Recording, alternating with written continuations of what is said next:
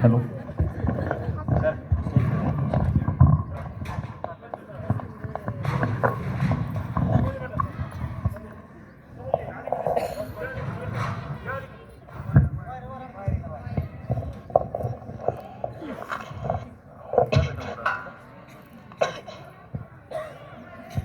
मी कुमारी तेजस्विनी कल्याणराव वावरगंडा, वर्ग 3, जिल्हा परभणी. विषय मानते आजी आजोबा तुम्ही माझ्या जवळच असायला हवं.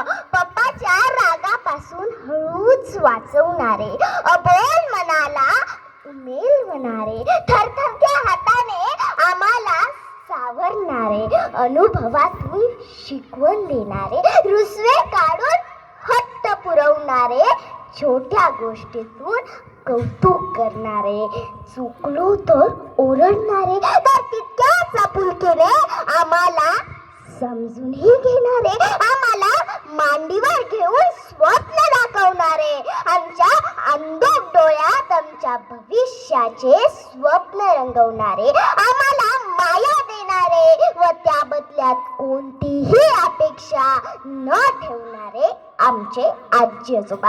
आजी आजोबा म्हणजे संस्कारांचे विद्यापीठच होय.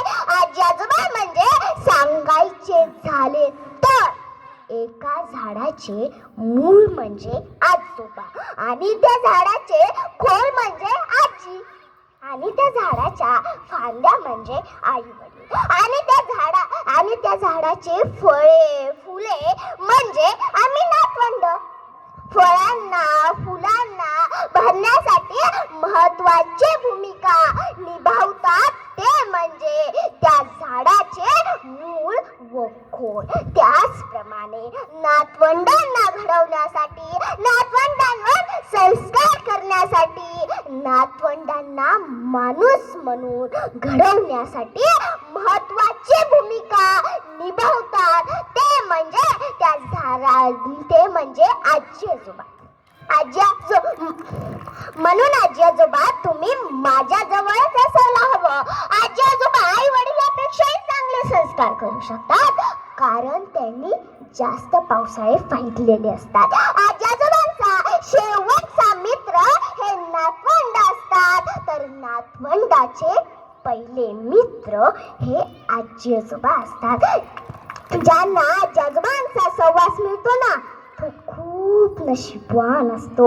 म्हणून आजी आजोबा तुम्ही माझ्या जवळ हसायला हवं. नातवंड आजी आजोबांकरता त्यांच्या जीवनातील श्वास असतो, तर आजी आजोबा नातवंडाकरता आत्मविश्वासाचे कवच कुंडल असतात.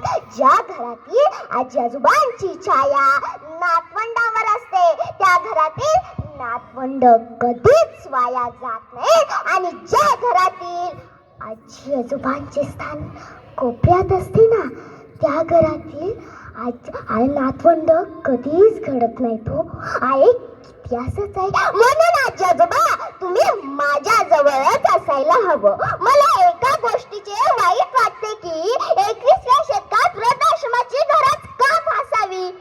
त्या वृद्ध माता पित्याने आपल्या रक्ताचं पाणी करून आपल्या मुलाच्या जीवनाचं सोनं केलं, आणि ज्यावेळेस त्यांच्या नातवंडासंगी खेळण्याचे दिवस असतात, त्यावेळेस त्यांना वृद्धाश्रमात पाठवले जाते, आणि पाठवणारे शिकलेले सवरलेलेच लोक असावेत.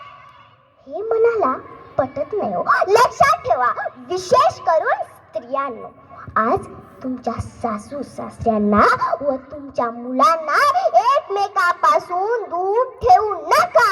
आज तुमचे सासू सासरे जात्यात असले ना, तरीही तुम्ही त्या जात्याजवळील सुपात आहात, हे मात्र लक्षात ठेवा. जय हिंद, जय महाराष्ट्र.